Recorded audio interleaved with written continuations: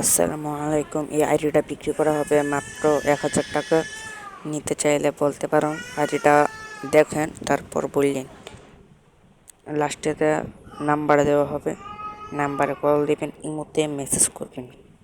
Message করলে আমরা reply দিব। আসসালামু আলাইকুম। আইডিটা দেখুন।